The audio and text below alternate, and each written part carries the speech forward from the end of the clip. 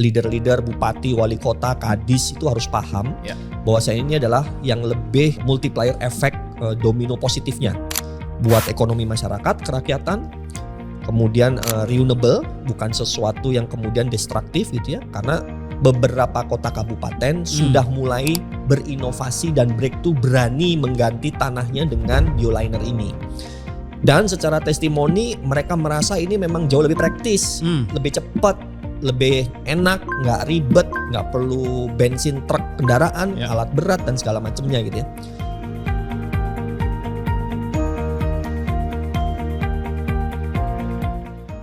Maka dari itu sebenarnya tadi ya, mengurangi sampah dan yang masuk hanya residu saja itu akan sangat mengurangi effort, biaya dan lain-lain, termasuk bahan-bahan yang dibutuhkan tadi ya, termasuk tanah penutup gitu ya.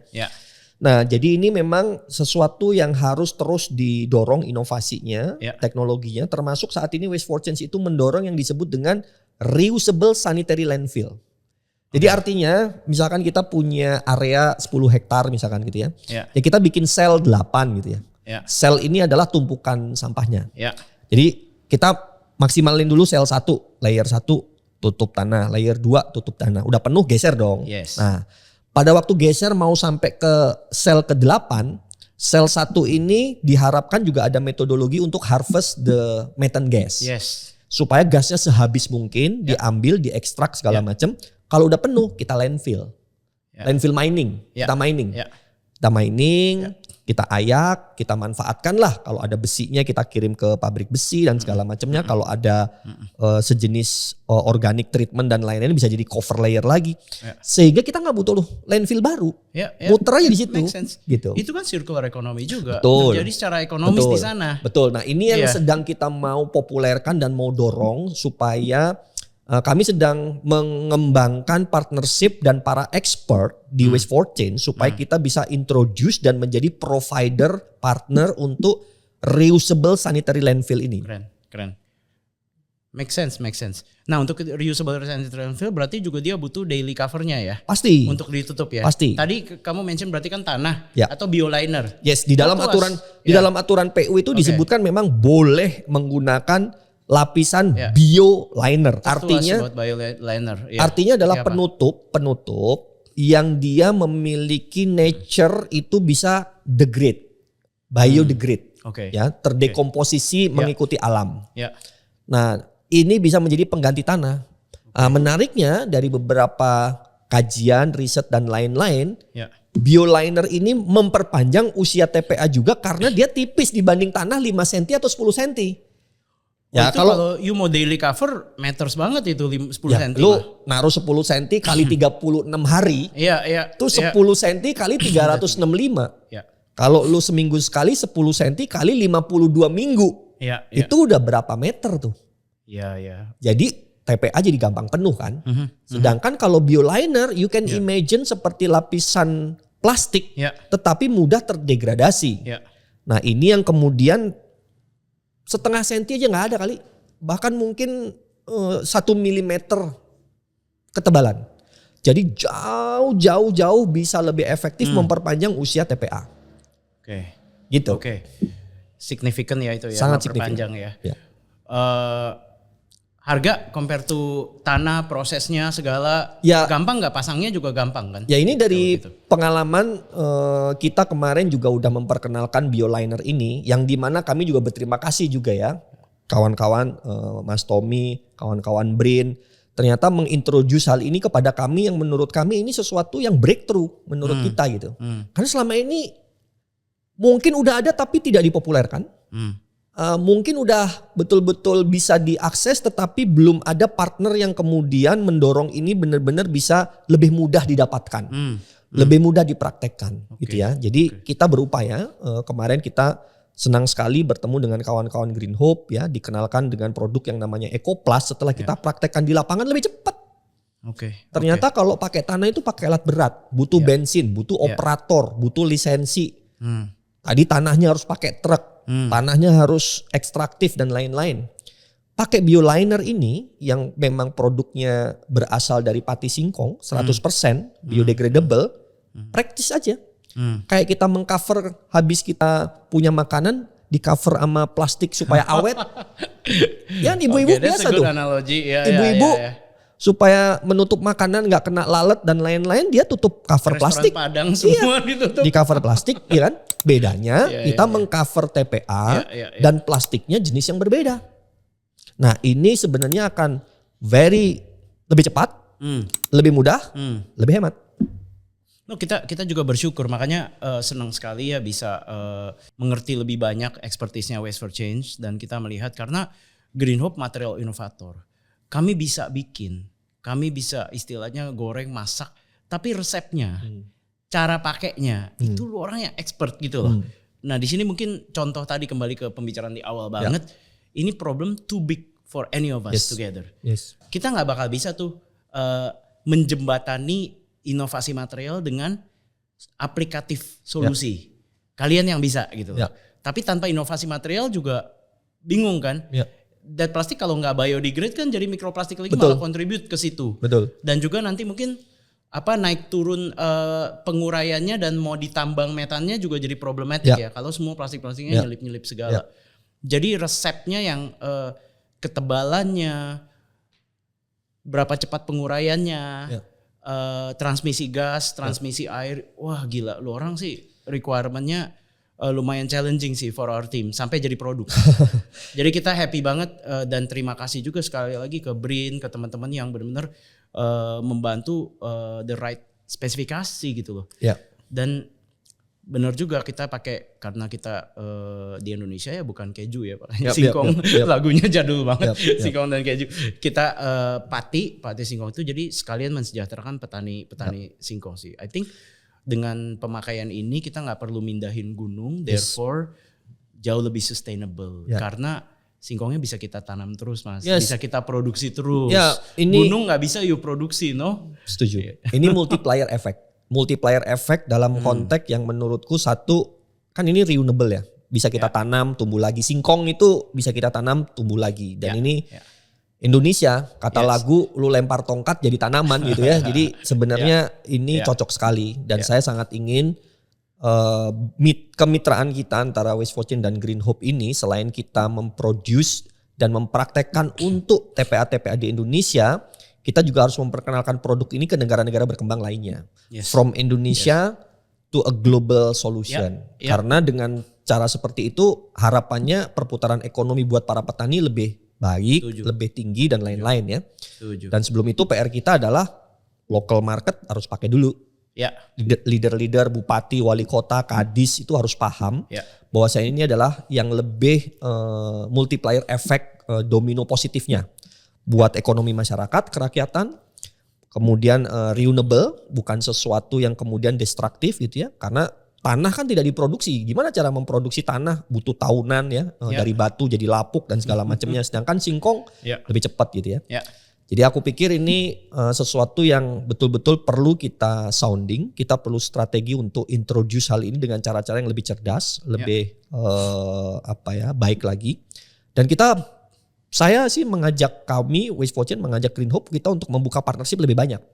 Supaya kawan-kawan di tiap provinsi, di tiap kota ada yang mau menjadi partner untuk kemudian memperkenalkan produk-produk ini ke bupatinya, ke wali kotanya, ke kadisnya dan lain-lain. Balik lagi, partnership for the goal. We cannot solve it alone.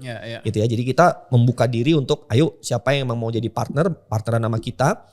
Kemudian kita bisa sama-sama menawarkan produk ini yang sebenarnya betul-betul menjadi solusi supaya dipraktekkan. Regulasinya ada, problemnya real, existential crisis. Sekarang inovasinya ada, expertnya sudah kerjasama semua. Ya, betul. Jadi ayo kita sama-sama make it happen. Jangan tunggu 13 tahun lagi ya. Kita udah gak punya lagi 13 tahun lagi. Udah gak punya waktu itu. Dan setuju saya kalau bahwa saya selalu bilang kalau Indonesia punya, kita emang udah punya banyak. Sumber daya alam, tambang, plantation, macam-macam ya. Kita punya populasi yang muda luar biasa. Tapi kadang-kadang mindset Indonesia bisanya itu yang kurang. Bisa gak Indonesia tuh jadi produk dan jadi best practice? Kita mau punya loh best practice TPA yang jadi rujukan seluruh ASEAN. Iya kan? Dan itu kalau kita bisa create best practice dari daerah-daerah, jadi demo dan lain sebagainya. Wah itu teman-teman negara lain yang end of life-nya masih pakai TPA itu sangat besar sekali. Betul. Terbuka. Indonesia bukan hanya punya tapi bisa kontribusi. Betul. Itu visi sih yang benar-benar bisa kita jalankan bersama. Betul. Dan di sini teman-teman juga mungkin kadang-kadang paham bahwa penanganan sampah juga beda-beda. Kadang-kadang kalau kita bicara, oke, mau misalnya bioliner ini tadi ya, EcoPlus, kita mau jual ke Singapura nggak laku mas. Nggak laku karena mereka di insinerator semua. Jadi mereka bilang, gue pakai buat apa ya? Nah artinya apakah produk ini berarti jelek, nggak relevan? Enggak, cuman tidak relevan dengan situasi penanganan sampah negara tersebut, benar gak? Makanya kata kunciku tadi adalah kita perlu introduce dan mempopulerkan ini di negara berkembang. Yang artinya kontekstualnya sama gitu ya. Makanya salah satu part dari visi dan targetnya Waste for Change itu adalah how we can contribute to global south countries. Negara-negara yang memang masih struggling untuk mengatasi masalah sampah dan kita punya a good practice, punya innovation, punya solution gitu ya. Why not kalau misalkan memang kita bisa introduce ini, Indonesia harusnya menjadi the leader of bioeconomy. Beautiful. Dan kita nggak mau nunggu 13 tahun. Jangan. Kita ada tadi berapa 500 TPA. Yes. Udah berapa bulan nih mulai introduce to the teman-teman kita di daerah dan momentumnya seperti apa? Ya. Komentar-komentar mereka sejauh ini seperti apa? Yang pertama kita kan baru kerjasama 2 bulanan ini ya. 2 bulanan ini mempelajari bagaimana kita mengenali inovasi produknya, memahami spesifikasinya, prakteknya di lapangan dan segala macam gitu ya. Setelah kita validasi, kita introduce ya. Pada waktu kita introduce, respon pertama adalah kawan-kawan di daerah itu amazed bahwasanya ada inovasi seperti ini yang belum mereka dengar. Yang kedua tentu mereka tertarik untuk trial dan mencoba. Mencoba sendiri untuk mereka bisa seeing is believing gitu ya. Jadi kemarin beberapa kota kabupaten sudah mulai berinovasi dan breakthrough berani mengganti tanahnya dengan bioliner ini. Dan secara testimoni mereka merasa ini memang jauh lebih praktis, lebih cepat, lebih enak, nggak ribet, nggak perlu bensin truk, kendaraan, alat berat dan segala macamnya gitu ya. Cepat, praktis, dan juga bisa lebih hemat up to 50-60% dari praktek penutupan tanah gitu ya. Nah jadi ini sesuatu yang signifikan. Ya ini sesuatu yang memang perlu untuk kita introduce ya. Jadi artinya responnya cukup baik. Dan kita bersama-sama perlu memperkuat diri tadi. Satu, kita butuh mitra-mitra yang lainnya ya, yang mau menjadi distributor, agen, perwakilan untuk memperkenalkan ini gitu ya. Bukan hanya di Indonesia, we can go expand to another countries dan lain-lain gitu ya. Kita harus menjadi the global player gitu. Nah, menariknya kami juga kemarin bekerja sama kan sudah didampingi untuk membawa pemegang kebijakan datang ke sini untuk melihat langsung segala macam gitu ya. Dan beliau-beliau juga udah berkenan untuk membantu adanya BIMTEK gitu ya, bimbingan teknis ke kota kabupaten supaya mereka lebih tahu tentang peraturan bioliner ini, existing solusinya udah ada dan bagaimana mereka bisa menerapkan. Oke, kita tempatkan sekarang diri di sisi pemerintah daerah. Yang bertanggung jawab TPA kan pemerintah daerah. Apa aja mas kendala-kendala mereka dan gimana kita bisa membantu memudahkan adopsi ini yang benar-benar memangnya net positifnya jelas banget gitu kan ya.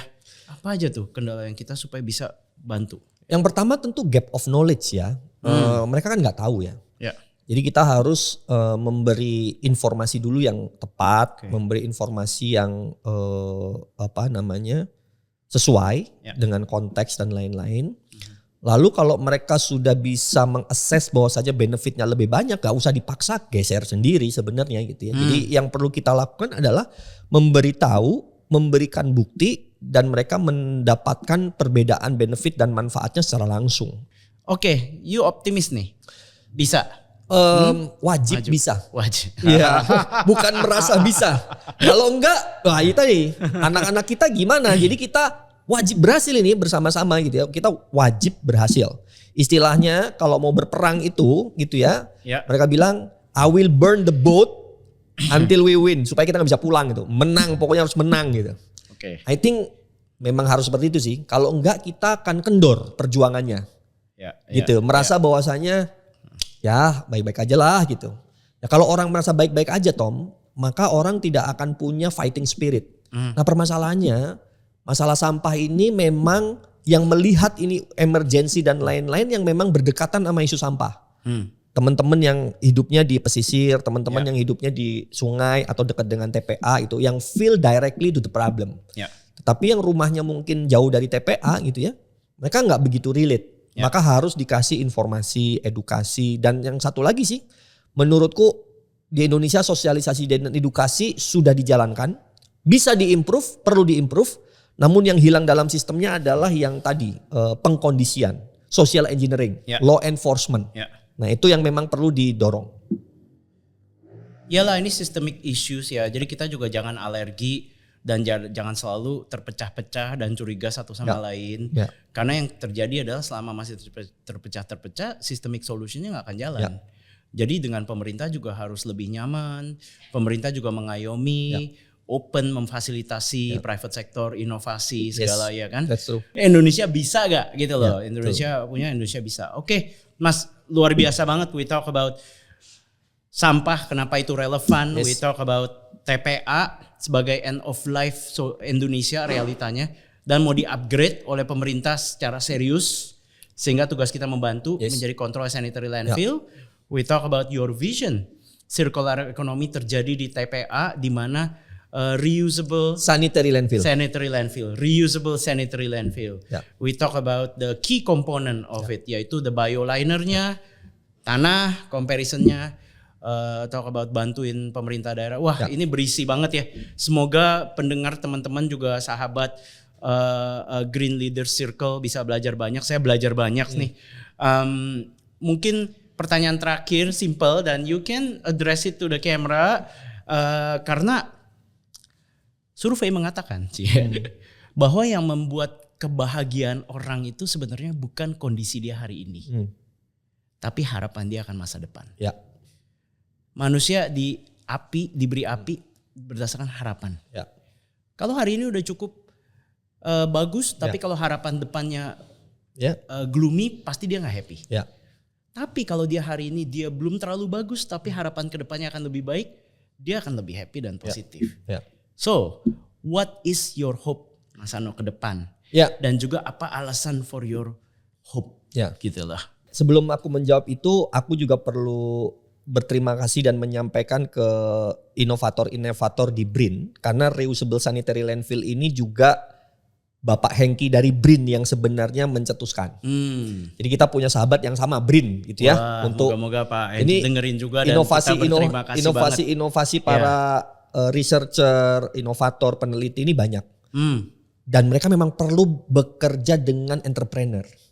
Kalau tidak, inovasi ini akan menjadi temuan di perpustakaan saja, Tom. Jadi sayang ya, mereka juga nggak mau sebenarnya. Padahal keren banget gitu ya. Maka dari itu kami mencoba mengambil pemikiran reusable sanitary landfill ini, and we trying our best to implement it in a very fair way lah ya. Bagaimana ini bisa mensejahterakan banyak orang, pihak-pihak menyelesaikan masalah dan lain-lain gitu ya. Karena menurutku very breakthrough concept. Tapi sayangnya nggak ada yang emang menggawangi untuk memimpin mengeksekusinya gitu ya. Without entrepreneur like you or me gitu, pasti akan ada cuman jadi temuan jurnal di perpustakaan ya. Tanpa mengurangi hormat kita ya, tapi kombinasi partnership tadi itu match gitu loh. Inovator and the entrepreneur ya. Keniscayaan. Ya kita pakai ini bukan karena cuman inovator aja, di belakangnya juga ada entrepreneur kan, supaya kemudian berkembang ya. Nah, menjawab tentang hope, I fully agree. Kenapa beberapa orang juga melihat kamu tuh kalau ngomongin sampah kayaknya energinya nggak habis-habis. Why? Because I see the hope. I'm not seeing the problem gitu ya. Kalau aku see the problem only, I think I will be hopeless. Gitu. Justru karena aku itu yakin ini sesuatu yang bisa diselesaikan, dan aku itu kayak orang main game itu gemes gitu ya. Kalau misalkan ya gagal coba lagi ya gagal coba lagi gitu. Because I the big believer that this is something can be done. Ini sesuatu yang bisa sangat dilakukan itu ya. Sangat sesuatu yang bisa diselesaikan. Maka dari itu aspirasiku dan harapanku kita lebih kompak, lebih solid, berbagi, kritik, it's a must. Ya.